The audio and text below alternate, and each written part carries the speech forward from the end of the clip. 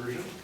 So to begin, I want us to talk about some of the factors that when you're deciding if you're going to set up a business organization, what are some of the factors that you're going to look at when you're analyzing which is the best business organization format for your particular business that you're going to establish. And basically, on the top line here, these are the various formats that we have available to us that are the most common. So we have a sole proprietorship, a general partnership, a limited partnership, which we sometimes call a silent partnership. I'll explain that more later. An LLP, which is a limited liability partnership, an S corporation, a C corporation, and finally a limited liability company. Hold on, let me shut this door.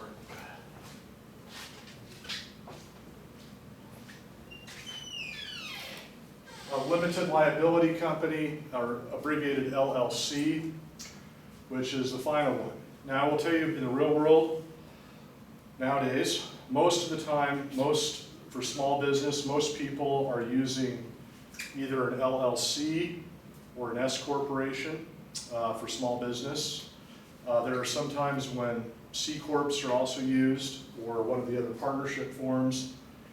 But for the most part, LLCs are kind of the trend, so I'm really going to spend a little bit more time talking about them and S corporations rather than sole proprietorships. But just to give you, kind of an overview of all of them, so I want you to have a little general idea of how each of them works. So the first factor that we're going to look at is liability.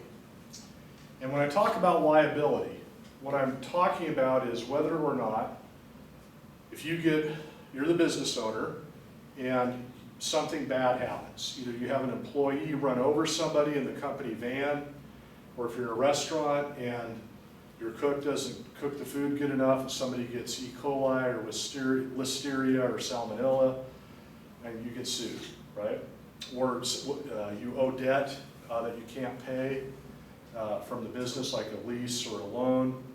So there's some, when I talk about liability, what I'm talking about is whether or not the business itself will create a form of a shield that will help protect you and your personal assets, like your house and your bank account and all your stuff, your non-business assets, in case you get sued, and that way there's a shield there, a liability protection shield. So some of the entities do have none. There's no liability protection whatsoever, like with a sole proprietorship or a general partnership here. There's no liability protection that's created by the business. If you get sued for a business, something wrong in your business, not only are the assets of your business at risk, but also your personal assets. So your house and your car and pretty much everything you own. Whereas on the opposite end of the scale over here, when we have corporations and finally a limited liability company, there is a barrier or a shield that is created that can help shield you as the business owner or the investor from liability above and beyond what your investment in the company is. So for example, in a C corporation, let's just say it's publicly traded, like Amazon or Intel or whatever, or let's go back to WorldCom back in the day. If you own shares in WorldCom, which actually I did at the time, and they went bust, their shares went to zero. I lost all my investment. But that's the only liability I had because it's a C corporation. So I lost my investment, but I didn't owe for their debt or any of the nefarious things that went on. Sole proprietorship, general partnership, there is no liability protection. So let me just kind of illustrate to you how this works in a little bit more detail, just to give you some idea. So I'm going to draw you some pictures here, and you're going to have to excuse my horrible artwork. So when we talk about liability, kind of put a line right here.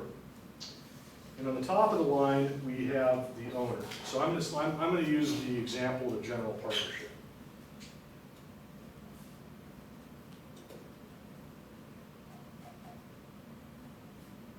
Okay. So let's say we have a general partnership. And the reason why I'm using a general partnership is because we have two people in this case. Partner number one, partner number two. Now this would be true also for a sole proprietorship, okay? So the general partnership. So let's say it's a farm. We have two farmers that work together. They're not organized as an LLC or a corporation or a limited partnership, and therefore they will automatically be treated as a general partnership for liability and tax purposes. So in a general partnership, there is no liability protection whatsoever. So let's say that this general partner here, let's say they have a house, and this general partner also has a house. That's a house, by the way. And they have money in a bank account, and they have a car, they have jewelry, and a boat, and their personal stuff. This is not business related whatsoever. So let's say this partner has a net worth of, let's just say, $1 million. And this partner has a net worth of, let's say, $150,000. So their personal assets, one has more personal wealth than the other. They're each 50% owners in the business as general partners. That means they share the profits 50-50. You get the idea. So let's say one day, whoops. Come on, don't do this. So let's say one day, one of our drivers is driving the tractor. This happens around here all the time, going down 99W from one field to the next with the tractor, and they don't see a kid on a bicycle, and they run the kid over in the bike with the tractor. Horrible injury. We're going to get sued big time. So let's say we get sued for $3 million. Lawsuit. So let's say the partnership itself, let's just say it's got land, equipment, a bank account, and inventory. Let's say altogether it's worth maybe $1.5 million. All right? And insurance. So we have $1.5 million of business assets. We get sued for $3 million. The plaintiff, they're going to take all of those business assets to pay off that lawsuit. So that's all gone. They sell it at auction and they get 1.5. So there's still 1.5 million that is owed on the lawsuit. How is that going to get paid? Yeah. Is that assuming that insurance doesn't? Right. Yeah, I'm lumping insurance into that. So what are they going to do? They're going to go after each partner, right? So now they're going to go after each partner, personal assets, and they're going to lose basically everything. Because first of all, they didn't have adequate insurance. I'm going to do a little side note here. Thank you for bringing that point up. On this discussion about liability, even if you're a corporation or an LLC, your insurance is still your first line of defense, and always will be. Even if you set up a liability protection type of an entity, in the real world, liability insurance is your first line, okay, no matter what. But if you go beyond the insurance coverage and asset base, now we get into this idea of will there be a shield created. In the case of a sole proprietorship or a general partnership, there's no barrier whatsoever. If there are insufficient business assets and insurance, the personal assets of the owners are fully liable, and you can lose everything. There's no protection whatsoever. Now, the other problem with the general partnership is cross liability. This is a third-party claim, somebody or employee injured. But there's another problem that can arise between the partners. So let's say one partner, I'm going to pick on this partner number 2, instead of our employee running over the kid, now this partner goes out for lunch, farmed all morning, went to lunch at Burgerville. Burgerville's not a good example. Went to lunch at the village bar and grill, had a hamburger and a pitcher of beer. On the way home in the company pickup truck to go back to the farm field, they run over the kid. They're under the influence. They committed a crime, they're gonna go to jail, we're gonna get sued. But guess what? Our partnership will also get sued, and because we're a partnership, there's no liability barrier either this way or between the partners. So this partner could end up being liable for the bad actions of the other partner that are within the course and scope of the partnership. And there may not even be insurance there because it's a driving under the influence case, which is typically not insurable. So that's one of the big problems with having a general partnership or a sole proprietorship, that you have no liability protections. So when I look at my chart on page 7, this chart again,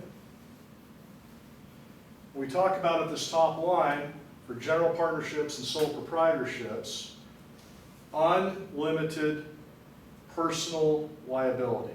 That means that you have no liability protections that are created by the business. If you are a general partner or a sole proprietor, all of your personal assets are at risk. If you get sued, you may lose everything. Question? So in the example that you just used, if he wasn't driving the company truck, then they couldn't go after Well, the business. actually, that part's kind of irrelevant, because if they're in the course and scope of the business, it doesn't matter what vehicle they're driving. Okay. But you could then make the argument that, them going at lunch is not part of the business activity, it's personal time.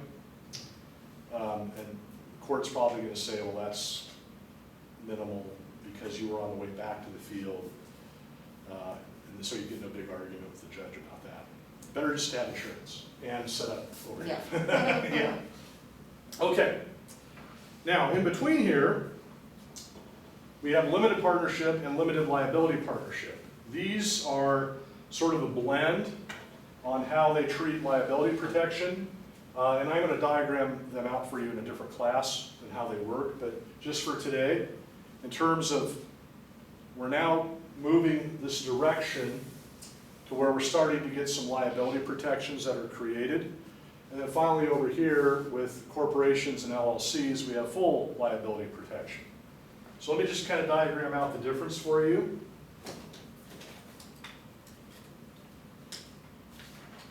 Okay, so now we have, instead of a partnership, we're going to have, let's say, an S corporation or an LLC or a C corp. Either way, it doesn't matter. They all basically have the same liability protections. There are some nuances there. Of the three, a C corp really has the most of all of them, but it's shades, it gets to be very nuanced. So I'm just going to say that, again, we have two owners, owner number 1, owner number 2, and again, this one's worth $1 million, this one's worth $150,000 net worth, they each 50-50. And again, we get sued for $3 million. We have $1.5 million in assets.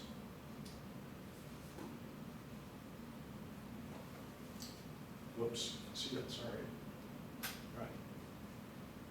Okay, so same kind of scenario now. We get sued for $3 million. We have 50-50 owners. The business has $1.5 million in assets. So now, when they file the lawsuit and they win, yes, they're going to get that $1.5 million of the business assets. That's gone. Hello, business assets are always at risk. But there's still that $1.5 million that's left over. So now the thing is, they're going to go back and they're going to try to get the personal assets of the owners. When they do that, however, there is a shield that is created. So when they try to go after the owner, for lack of a better way to illustrate it, it bounces off the shield. It's kind of like in Star Trek, right? It shields up Scotty, prevent all the lasers from hitting their photon torpedoes or whatever. So there's a shield that's created. So basically what happens then, the assets of the business are not insufficient, so that essentially they end up eating that $1.5 million because there's insufficient assets because of that shield. Now that shield can also be used as a form of liability barrier between the owners. so that if this owner gets sued for something, either personally or having to related to the business, yes, they will be liable. The business will also be liable, but this owner is shielded.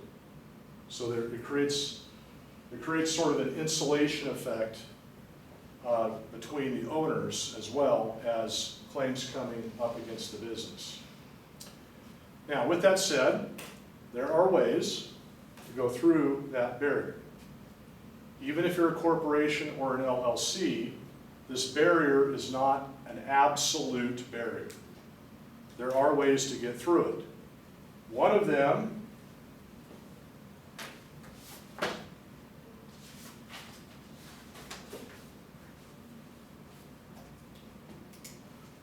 is on page 6, where I have the various factors laid out in a little bit more detail. Okay, so one of them has to do with what's called a personal guarantee. Personal guarantee. So a personal guarantee is a very common practice in business. And this is the idea, if you're going to get a loan, like if I'm going to go to the Small Business Administration, SBA, and get an SBA loan to start my business, or I just go to US Bank and get a business loan or whatever, or I go rent property through a commercial lease to put my office. Any type of a transaction where I'm basically having a debt or a rent or that type of transaction, as part of the contract for the loan or the lease, it's very common to have the owners of the corporation, the LLC, or the limited partnership sign what's called a personal guarantee. And this is basically a paragraph that says the individual owner personally guarantees all of the obligations of the business entity, the corporation, the LLC, etc. And thus, if the corporation has insufficient assets, like in my example here, then the bank or the landlord in a lease can go after the owner that signed the personal guarantee and after their personal assets. This is standard practice. You'll see it all the time. However, that only applies to that particular debt. It does not create open-ended liability for other debts that you did not specifically sign the personal guarantee. The personal guarantee also has to be in writing, so it's not just a verbal thing, okay? And it has to be specific to each different owner. So each owner has to sign. I've actually had this come up. I had a case here a few years back where there was an LLC that had 5 members, and they entered into like a 15-year lease. It was $5,000 a month rent payment. And eventually they folded. They couldn't keep it going. The LLC had nothing. And so the landlord went after all 5 of the owners personally. But only 3 of them had signed the personal guarantee. The landlord forgot to get the other 2 to sign it. So the landlord was stuck with only going after the 3, and those 3 had nothing. I mean, here, have my credit card debt and an apple, and that's all you get. So the other 2 had money, but they never signed it. And so the landlord was stuck. So if you're on the opposite end in business, if you're working for a bank, or if you're supplying inventory to your commercial customers, like maybe, for example, maybe you roast coffee, and you sell your custom roast coffee to coffee shacks all around, right? You do that on a 30-day basis. You give them the inventory, they pay you within 30 days. That's a form of credit. So you're going to want to make sure that you have on your invoice, have them sign a personal guarantee at the beginning. That way, if they go underwater, you can get repaid and go after them personally. So it's not just you. You may also want to require personal guarantees. And again, this is standard practice.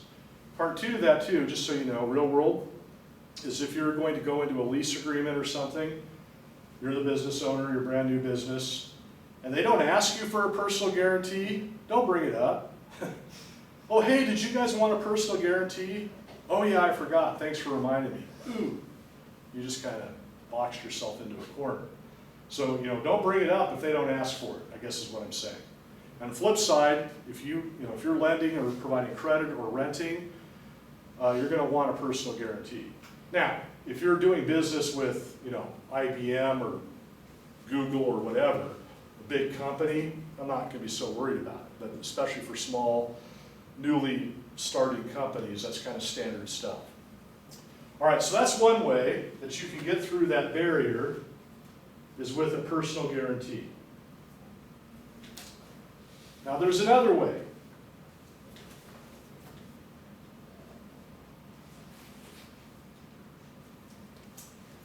There's another way that that barrier might come down to where it will not provide protection, and that is if you as the owner are co-mingling assets. Okay, so we're talking about the barrier of a corporation here. There's a lawsuit, and we're trying to get after the owner's money because there's not enough business asset. So this is called, there's a term for this, which you may have read about in other business classes, which is called piercing the corporate veil. Have you ever heard of that before? Piercing the veil? You may have run into that. But what that means in less fancy language is basically going through that liability shield. And the reason why is because the owners are not maintaining separation between their business transactions and their personal transactions. So in other words, let's say this is an S corporation. I've got a checking account in the name of my business, completely separate checking account. It's a corporate checking account. I have a corporate credit card, and then I have my own personal checking account. They're separate. So if I'm using my business checking account to pay for my personal bills, so I'm buying myself personal clothing, which is not business related. I'm buying my groceries, which I use at home. They're not business related. I'm paying for vacations, Dish Network for my satellite TV at home. You get the idea. And I'm not doing a reimbursement or anything.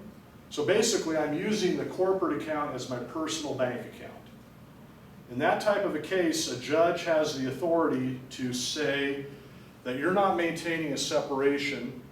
This is not truly a corporate entity. It's on paper only, but in the real world, it's not being treated as a separate entity. And therefore, this corporate liability shield is going to vaporize. And they can go right through it and get to your personal assets.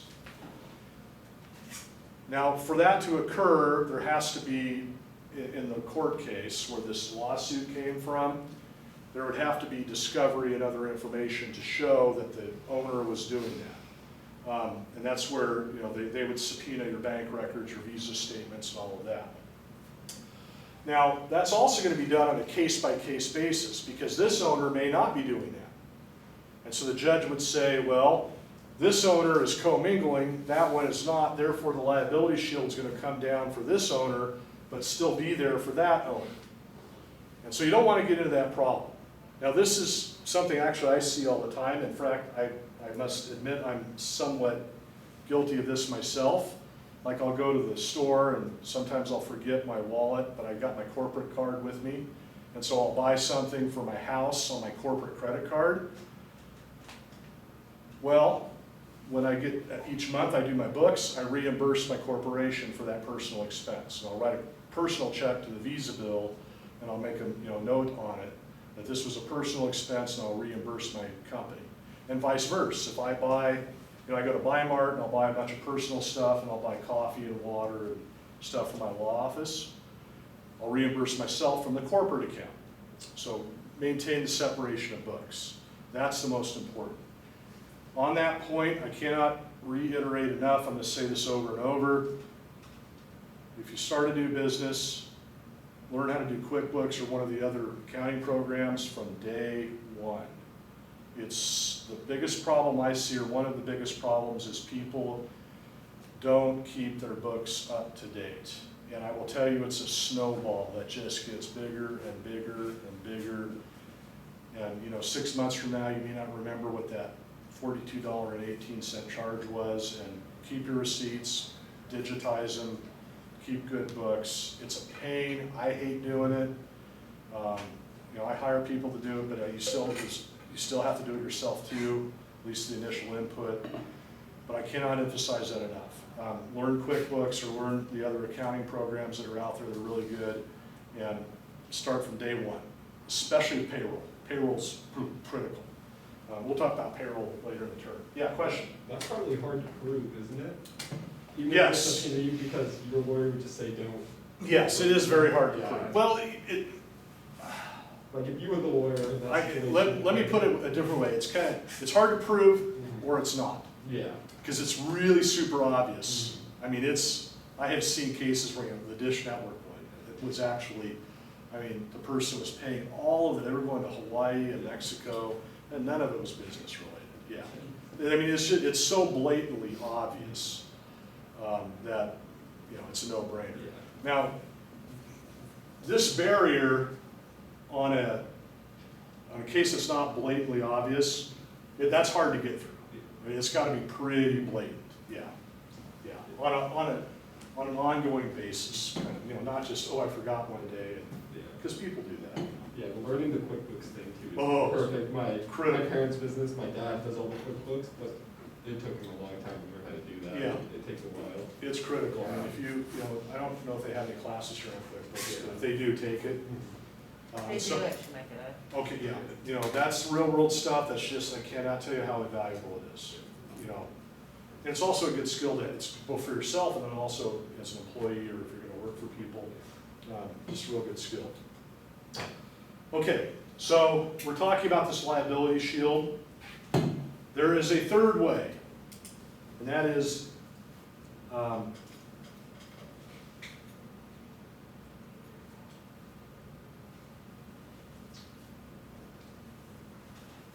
okay, and I apologize for my bad handwriting here, but personal action, okay? So let me explain. So here we are, a corporation. And again, let's say we're a farm. And back to the example I used earlier, this owner goes out at lunchtime, they got done plowing the field in the morning, they went to get a hamburger and a beer at lunch, and they had too many beers, and they're driving back to the field for the afternoon farming session, and they get into a car wreck and hurt somebody, okay? That's personal action. Now at the time, this owner was acting in the scope of the business, so the business is still going to get sued. But this owner is the one that personally committed the wrongful act. Even if you're a corporation, you will still always be personally liable for your own negligence or reckless or illegal conduct. You cannot shield your personal action behind a corporation. So other examples, my wife's a dentist, so she's an S corporation. So if she's drilling teeth and does something wrong and hurts somebody, even though she's a corporation in her dental practice, she's an employee of her corporation, she is the individual that caused that harm, so she would still be liable personally, along with her dental practice business. Same thing for me as a lawyer. I'm an S corporation, my law practice, but if I do something wrong as a lawyer, my corporation will be sued for malpractice, as will I individually. So long story short, this barrier of an LLC or a corporation does not create a shield for your own personal wrongful conduct. You will still be personally liable. Now with that said, the business entity, because you were doing it in the scope of the business, has an obligation to pay for what you did wrong. But you will still, if there's not insufficient assets, your personal assets would still be at risk. So there are basically three ways to get through that shield. Number one, if you sign a personal guarantee, you sign a personal guarantee on a debt, that would be a contractual waiver of your personal shield. If you're co-mingling assets, and finally, if you engage in the activity individually yourself that causes the harm. Those are ways that the shield may not protect you. Now there's sort of a fourth way, a fourth problem, and that's taxes. So as the principal, the business operator. This is primarily involving payroll taxes and retirement accounts. If you're in charge of payroll, retirement accounts, and other type of benefit plans for your employees, then you will have personal liability if you're not properly depositing payroll taxes, and also if you're not properly depositing retirement amounts for your employees. Your employees withhold money from their paycheck to put in their 401k, for example, their retirement. And if you're the one, the administrator in charge of that, you have personal liability. Even if you're a corporation, if you're not doing the payroll deposits correctly, if you're not withholding the taxes properly for your employees or making the deposits for their retirement, you still will have personal liability. You can't hide behind your corporation for tax problems. So a lot of people don't realize that. I had one guy that never paid, he pocketed all the payroll deposits from all of his employees for like 5 years. I mean, it was bad. I don't know how it didn't get audited sooner, but it was bad news. Not payroll, retirement, the retirement deposits. All right, so back to my little chart here on page 7. So for this class, when it comes to this issue of liability protection, that is why nowadays, most of the time, we're seeing people organized as either an LLC or an S or a C Corp. There is some liability protection within limited partnerships, but it's not absolute. And I'll show you how that works later on in the term when we diagram them out from a structural standpoint. All right, so unlimited means no protection at all.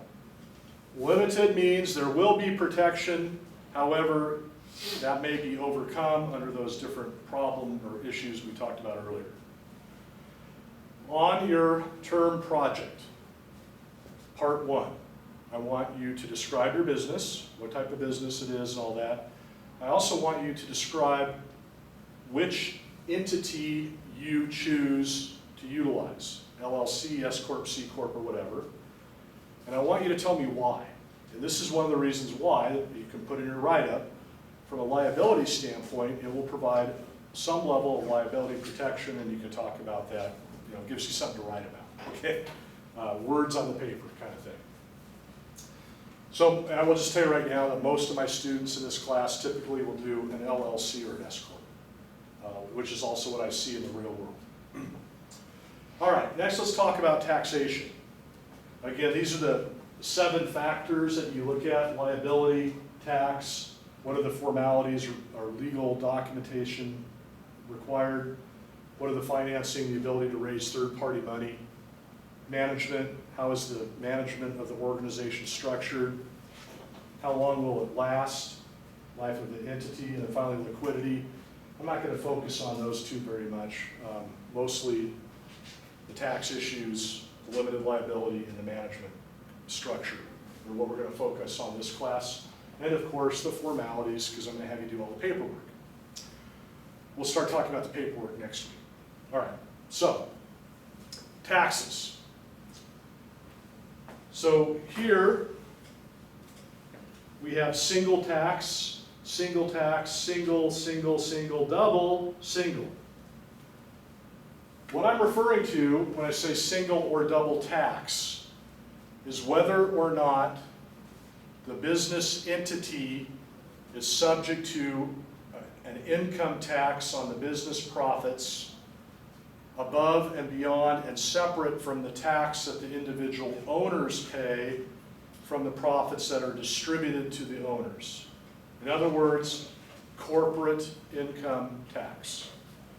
And a better way to say it is entity tax, income tax. So a single tax versus a double tax. So let me just kind of explain what I'm talking about.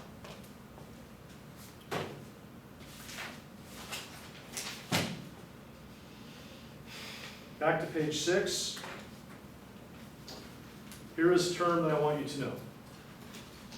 A PTE, or a pass-through entity. Pass-through entity. the opposite of which is a non-pass-through or a non-PTE. And basically that term refers to an entity that for tax purposes is not subject to a business income tax. That is, the profits flow down to the owners, and then the owners pay tax on those profits at their individual tax rate.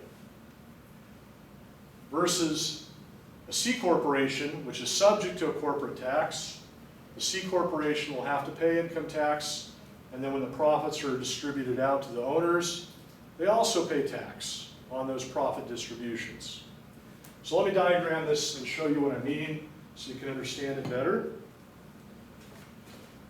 And I'm going to start with a C corporation because it's a taxable entity. So let's say we have here a C corp.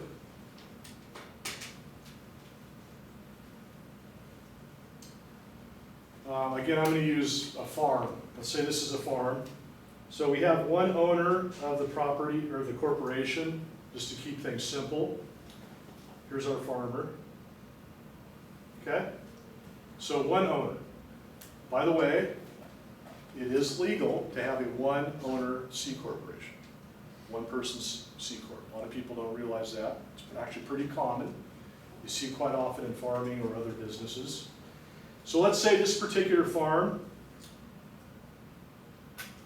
does $1 million of gross income during the year.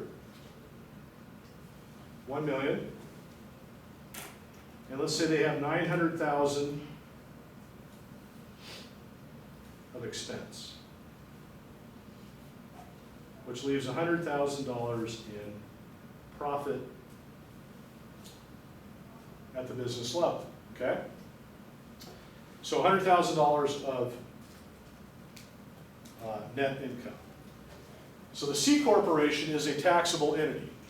That means that the C corporation is going to have to, on March 15th, assuming a calendar year corporation, they will have to file what's called an 1120 form. That's a tax form, which I have in your book here, we'll talk about later in the term. That is the form for it's the corporate income tax form. So that form is filed on March 15th with the IRS and the Oregon Department of Revenue. And the corporation will report its gross income, its expense, and its net. And the corporation will then have to pay tax on that profit. So let's just assume, I'm going to say a 28% overall tax rate, combined federal state, just for illustration.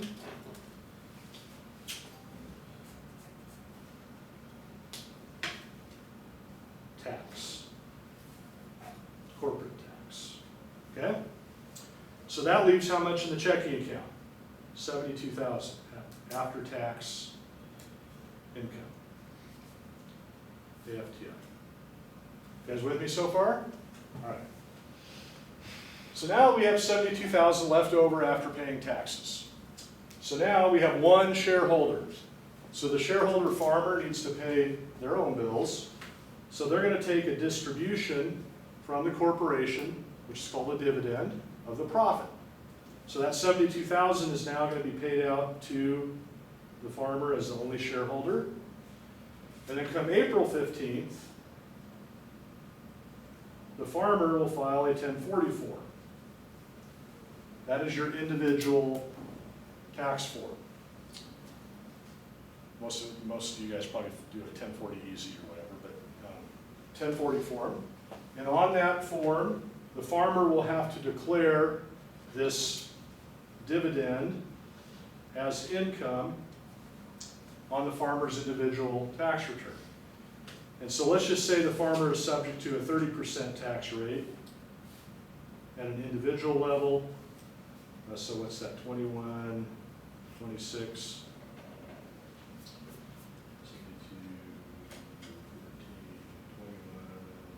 26,000 tax. Need to round my numbers off so I can do the math better. Okay. long story short, we have two levels of tax. We have tax at the business level, and again, when that money flows down to the owners, they will pay tax on the dividends or the profit distributions that they receive from the corporation at their individual tax rate. So on my chart, right here, double tax, corporate tax, income tax, along with individual income tax on the distribution of the profits. So that is a non-pass-through. The profits are taxed at the business level and the individual. So now let me show you a pass-through, which is different. Same idea, farmer, but now instead of a C Corp, it's an S Corp or an LLC. This is also true for partnerships. So again, 1 million of income, 900K of expense, 100K of net profit. Okay, same as before. All right, so now it's a little bit different.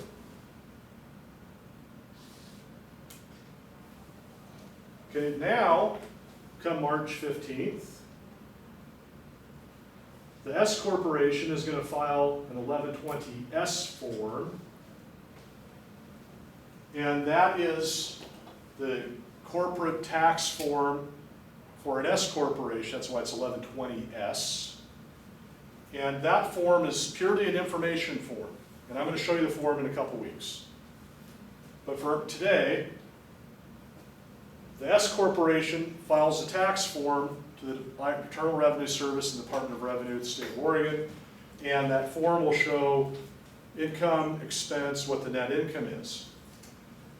However, because it's an S Corporation, it's a pass-through. What that means is, instead of paying tax at the corporate level, this $100,000 of income passes through the corporation down to the owner. And now the owner on April 15th files their 1040 form again, just like before, but now they're going to pay tax on the $100,000 based on their individual rate. So let's say this is a combined 39%, $100,000, so they're going to pay $39,000 in tax. So there's only going to be tax at the individual owner rate. They're still paying tax on the profit, okay? However, all of it is paid down here rather than here and there. That's what we mean by a pass-through entity. The money passes through the entity down to the owners. They pay tax on those profits at their individual tax rates. Now their individual rates may, if you have multiple owners, their individual rates may be 10% or whatever your income is that year. All right, so what would you rather pay? $39,000 or what amounts to 50-something thousand? Why would you be a C Corp? Yeah, right. Excellent question. Various reasons. Number one, you may have to be. You may not have a choice. Why? First of all, like if you're going to be publicly traded or you're going to be a larger corporation, you have no choice. It's got to be a C Corp. Well, or an LLC. If you have shareholders that don't qualify to be an S Corp member, so an S Corporation shareholder, for example, either must be a citizen or have legal standing here, or it can't be an entity. An S Corporation shareholder has to be a human, so another corporation can't own an S Corp, which would include like a retirement or pension plan. So you may have to be a C Corp. There are other reasons to be a C Corp as well, especially in some industries like the cannabis industry. There are some reasons to be a C Corp from a liability protection standpoint because of the federal versus state law. I see a lot of the cannabis companies are C Corps, even though they otherwise would qualify to be something else. So if it was federally legal, they wouldn't have to be a C Corp? Right. Yeah. Because there's kind of it gets to be very intricate, but Yeah. yeah. So there are various reasons. Another, well, that digs way down deep. Yeah, but that's a great question. So why would you ever be a C Corp? You may not have a choice. Now there are some other reasons too, like benefit plans. More so historically, but nowadays are pretty much equal. But it used to be that only C Corps could have certain kinds of pension and profit sharing plans, and retirement account plans, and health insurance plans, that kind of They thing. say if you're helping out the government more, you might, they say if you're helping out the government more, you might as well do something out of it. Okay. Yeah. I mean, typically speaking, most people don't want to pay tax, right? You want to. You can always pay more if you want. I lost my train of thought. But that's a great question. Okay, so with that said, I know, we're back to this right here. So when I say single tax, these are all a form of a pass-through. So we're not going to have that corporate tax. Boy, that's just not very clear, is it? By the way, if you look here, these are the tax form numbers. 1065 is a partnership tax return. 1120 is the S Corp. 1120S, S Corp. 1120 C Corp. LLC is a 1065 or 1120. You don't need to write that down today. That's a different class. But in case you're wondering what my scribble is up there. Okay, now with that said, I'm really going to throw you for a loop now. LLCs are typically going to be a single pass-through entity. However, an LLC is an interesting thing. You can pretend, if you're an LLC, you can pretend to be a corporation. You can pretend to be an S Corp, even though you're an LLC, or you can pretend to be a C Corp. I'm going to get into more detail on this later, but theoretically, an LLC could choose to be taxed as a C Corp. And you're like, why would you do that? Well, one of the reasons in real estate is you can hold back money.